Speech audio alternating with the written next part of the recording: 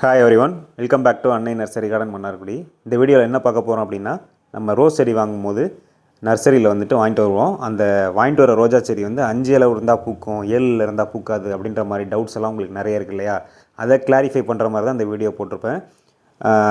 இது ஃபுல்லாக பார்த்தீங்கன்னா உங்களுக்கு புரியும். நம்ம சேனலில் இப்போ தான் ஃபஸ்ட்டு பார்க்குறீங்க அப்படின்னா நம்ம சேனலை சப்ஸ்கிரைப் அண்ட் ஃபாலோ பண்ணி வச்சுக்கோங்க.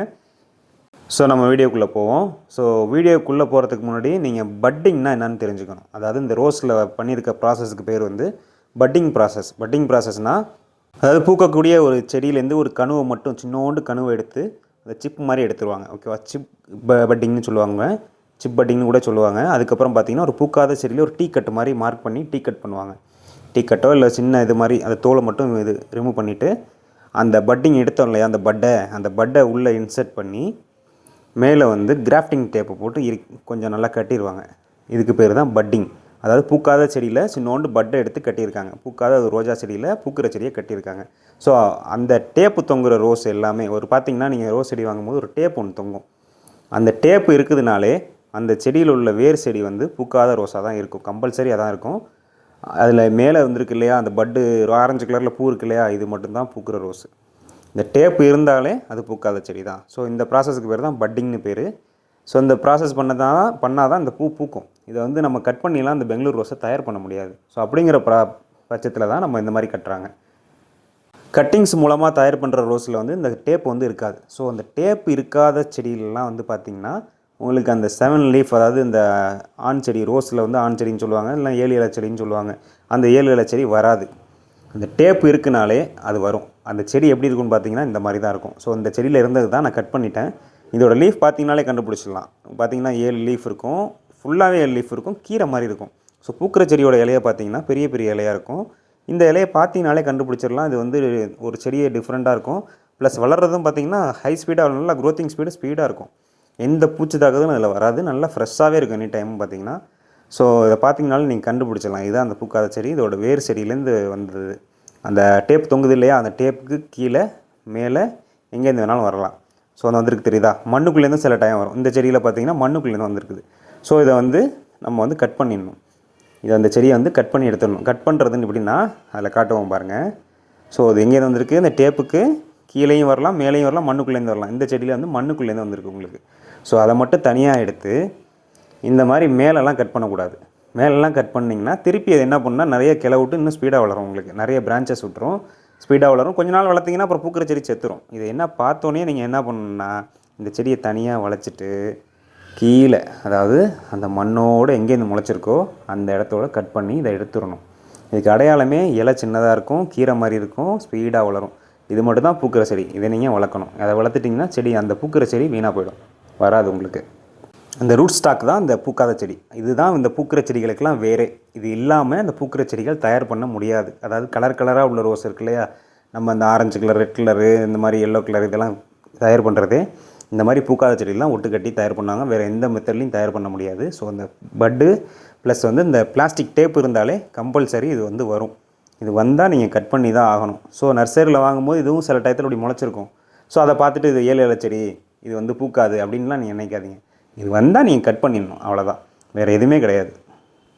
அதே மாதிரி பூக்கிற செடியிலையுமே பார்த்தீங்கன்னா 7 இலை இருக்கும். ஸோ இந்த செடியிலையுமே நீங்கள் ஒத்து கவனிச்சிங்கன்னா 7 இலையெல்லாம் இருக்கும். ஸோ அதனால பூக்கிற செடியில் ஒவ்வொரு இலை 7 இலை இருக்கும். அதனால் கிடையாது. இந்த 7 இலை செடி கீரை மாதிரி இருக்கும், நைஸ் லீஃபாக இருக்கும், ஸ்பீடாக இருக்கும், அதோட க்ரோத்து முட்டு வராது. ஸோ அப்படிங்கிற பட்சத்தில் நீங்கள் அதை கட் பண்ணி எடுத்துடணும்.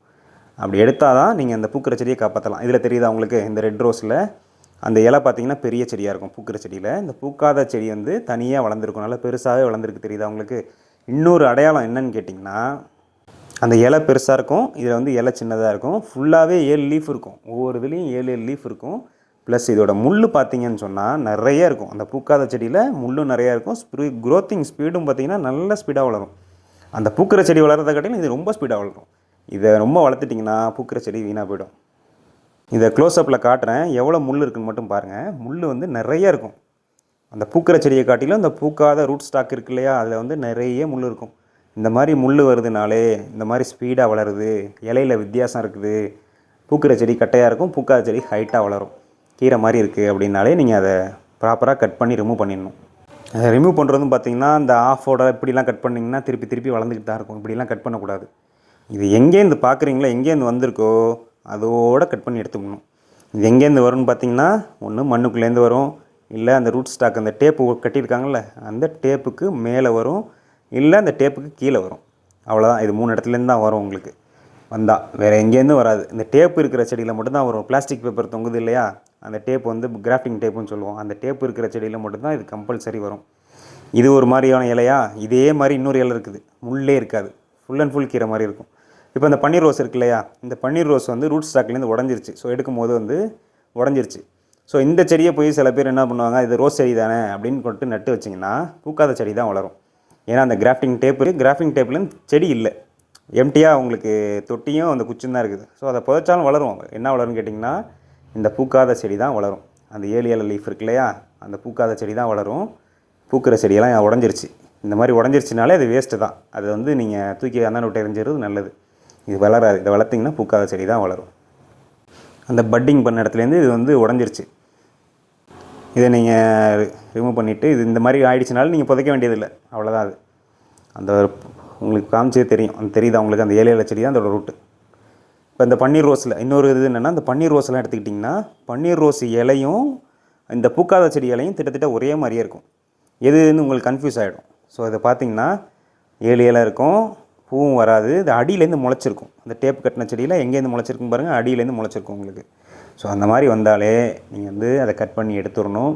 நிறைய பேர் இதை வளர்த்துட்டு பூக்க மாட்டுது, நர்சரியில் வாங்கி வச்சவங்க, எந்த நர்சரியில் வாங்கினாலும் இந்த மாதிரி இருந்தால் அது பூ வராது. எந்த நர்சரிலையும் உங்களை ஏமாற்றணுங்கிற நோக்கத்தோடு கொடுக்க மாட்டாங்க. ஸோ இதெல்லாம் தெரிஞ்சுக்கிட்டிங்கன்னா உங்களுக்கு இன்னும் ஈஸி. இது மாதிரி வந்தால் கட் பண்ணி எடுத்துடணும், அவ்வளோதான். இது இருந்தாலும் நீங்கள் தாராளமாக வாங்கலாம். அது இருந்தால் தாராளமாக வாங்கலாம். இது இல்லாமல் அது தயார் பண்ண முடியாது. இது எல்லா செடிக்கும் இதான் வேறு. இந்த செடி இல்லாமல், அதாவது பூக்காத செடி இல்லாமல் இந்த கலர் செடிகள், பூக்கிற செடிகள் நீங்கள் வந்து தயார் பண்ண முடியாது. ஸோ அது வந்தால் நீங்கள் கம்பல்சரி கட் பண்ணி தான் ஆகணும். டேப்பு இருக்கிற செடியில் கம்பல்சரி வரும். அது எந்த ரோஸாக இருந்தாலும் சரி, சிவப்பு ரோஸாக இருந்தாலும் சரி, உங்களுக்கு எல்லோ ரோஸாக இருந்தாலும் சரி, எந்த கலராக இருந்தாலும் சரி, பன்னீர் ரோஸாக இருந்தாலும் சரி, இந்த டேப்பு கட்டின செடினாலே கம்பல்சரி பூக்காத செடி வரும். அதை வந்தால் நீங்கள் கட் பண்ணி எடுத்துருங்க. அவ்வளோதான் விஷயமே, வேறு ஒன்றுமே கிடையாது. டேப்பு இருந்தால் பூக்காத செடி வரும். அதுக்கு அடையாளம் கீரை மாதிரி இருக்கும், நல்ல ஸ்ட்ரைட்டாக வளர்ந்துக்கிட்டே இருக்கும். அதான் அதோட அடையாளம். வந்தால் எடுத்துருங்க. தண்டுகள் தான் வரும்னு இல்லை, இந்த மாதிரி பார்த்தீங்கன்னா மண்ணுக்குள்ளேருந்து கூட சில டைம் வரும். மண்ணுக்குள்ளேருந்து வந்த மாதிரி இருக்கும். இப்படி வந்தாலும் நீங்கள் எடுத்துடணும். இலை டிஃப்ரென்ஸ் மட்டும் கண்டுபிடிக்க தெரிஞ்சுக்கணும். பூக்கிற செடியோட இலை பெருசாக இருக்கும், முட்டு இருக்கும். பூக்கிற செடி, முட்டு இருக்க செடியில் 7 இலையும் இருக்கும். இப்போ இதை காட்டுறேன் பாருங்களேன். இது வந்து 7 days ரோஸு. இது கட்டிங் மெத்தடில் தயார் பண்ணது. கட்டிங் மெத்தடில் போட்டால் அந்த 7 இலை வராது. ஆனால் 7 இலை மீன்ஸ் பூக்காத இலையில் வராது. இந்த பாருங்கள், இதில் முட்டு இருக்கா, அந்த பூக்கிற செடியிலேயே 7 இலை இருக்கும். ஸோ இதெல்லாம் ஒரு ப்ராப்ளமே கிடையாது. இதெல்லாம் நல்லா பூக்கும். இதெல்லாம் பார்த்துட்டு 7 இலை இருக்குது அப்படின்ட்டுலாம் நீங்கள் தவிர்க்க வேண்டாம். இதெல்லாம் தாராளமாக வாங்கி வைக்கலாம். இதில் வந்து டேப்பும் இல்லை பாருங்கள். இந்த டேப்பு இருந்தால் தான் வரும், இல்லை டேப்பும் கிடையாது. ஏன்னா அது கட்டிங் மெத்தடில் தயார் பண்ணது. ஸோ 7 இலைன்றது ஒரு இது கிடையாது. அந்த இலை வேறு மாதிரி இருக்கும், இந்த இலை வேறு மாதிரி இருக்கும். இதில் 7 இலை இருக்குது தெரியுது உங்களுக்கு, மேலே முட்டும் இருக்குது பாருங்கள். இது வந்து 7 days ரோஸு, கட்டிங் மெத்தடில் தயார் பண்ணது. இதில் அந்த பூக்காத செடி வராது. தாராளமாக வாங்கலாம். 7 இலை இருக்கேப்பா, இதான் சொன்ன 7 இலை இருந்தால் பூ வராதுன்னு. இந்த மாதிரி டேப்பு இருந்தால் தான் பிரச்சனை. டேப்பு இருந்தால் 7 இலை அந்த பூக்காத செடி வளரும். இந்த டேப்பு இல்லாத செடியெல்லாம் ப்ராப்ளமே இல்லை. தாராளமாக நீங்கள் வாங்கி நடலாம், நல்லாவே வளரும் உங்களுக்கு. ஓரளவுக்கு நான் சொன்னதில் உங்களுக்கு புரிஞ்சிருக்குன்னு நினைக்கிறேன். ஸோ இன்னும் வேணாலும் எக்ஸாம்பிள்லாம் காட்டுறேன். இது வந்து பார்த்திங்கன்னா ஒரு நாட் ரோஸ், ஆந்திரா நாட் ரோஸ்ன்னு சொல்லுவாங்க. இதுலேயும் இந்த டேப்பு இல்லை. இதுலேயும் பார்த்திங்கன்னா 7 இலை இருக்கும். ஒரு சில இதில் 7 இலை இருக்கலாம், ஏதாச்சும் ஒரு இதில் இருக்கும். ஸோ அதெல்லாம் ஒரு ப்ராப்ளமே கிடையாது. அதை பார்த்திங்கனாலே தெரியும், அந்த டேப்பு தொங்கும். இந்த செடியில் ஒரு எனக்கு ரைட் சைடில் இருக்கு இல்லையா, அந்த செடியில் இருக்கிறதுல மட்டும்தான் வரும். இதிலெலாம் வராது. டேப்பு இருந்தால் வரும், டேப்பு இல்லைனா வராது. அவ்வளோதாங்க. அதே மாதிரி இன்னொன்று பார்த்தீங்கன்னா, இந்த கொடி ரோஸ்ன்னு சொல்லுவோம், கிளைம்பிங் ரோஸ்ன்னு சொல்லுவோம். சில டைம் க்ரீப்பர் ரோஸ் வெரைட்டின்னு சொல்லுவோம். இந்த வெரைட்டிலாம் பார்த்தீங்கன்னா ஃபுல் அண்ட் ஃபுல் 7 லீஃப் தான் இருக்கும். அதனால் நீங்கள் வந்து பூக்காத செடிலாம் நினைக்க வேண்டாம். இந்த பூக்காத செடியிலே பார்த்தீங்கன்னா முட்டைலாம் இருக்கும். இது ஃபுல் அண்ட் ஃபுல், அதாவது மேலேருந்து கீழே வரைக்கும் பார்த்தீங்கன்னாலே பூ வெறும் 7 லீஃப் தான் இருக்கும். அதில் முட்டு வருது. ஸோ இது இல்லாமல் ஒரு பெரிய செடியை காட்டுறேன். இது வந்து ஒரு கொடி ரோஸ், ஒரு கிளைம்பிங் ரோஸ் தான். அது நான் தரையில் வச்சுருக்க செடி இது. இதில் ஃபுல் அண்ட் ஃபுல் 7 இலை தான் இருக்கும். பார்த்திங்கன்னா பூ இருக்கும். அதனால் வந்து 7 இலை செடியெலாம் பூக்காதுன்னெலாம் கிடையாது. அந்த ஒட்டு போட்டிருக்க, அந்த டேப் போட்டிருக்க செடியில் மட்டும்தான் அந்த ப்ராப்ளம் வரும். கிளைம்பிங் ரோஸ் மேக்ஸிமம் பார்த்திங்கன்னா 7 லீஃப்லாம் வரும். ஸோ இதெல்லாம் ஒரு ப்ராப்ளமே கிடையாது. தாராளமாக நீங்கள் வாங்கி வைக்கலாம். எந்த நர்சரியில் பார்த்தீங்கன்னாலும் உங்களுக்கு பிடிச்சிருக்குன்னா இந்த நான் சொன்ன பாயிண்ட்டை மட்டும் ஞாபகம் வச்சுங்க. இதை பார்த்துட்டு நீங்கள் வாங்கி வைங்க. தாராளமாக எல்லா இடத்துலையும் செடி வளரும். அதுக்கு தேவை வந்து நம்ம நல்ல மண், கொஞ்சம் மண்புழு உரம் இதெல்லாம் கொடுத்து வளர்த்திங்கன்னா தாராளமாக வளரும். ஸோ உங்களுக்கு நல்லா புரிஞ்சிருக்குன்னு நினைக்கிறேன். நம்ம வீடியோ இப்போ தான் ஃபஸ்ட்டு பார்க்குறீங்கன்னா நம்ம சேனலை சப்ஸ்கிரைப் அண்ட் ஃபாலோ பண்ணிக்கங்க. Thank you friends.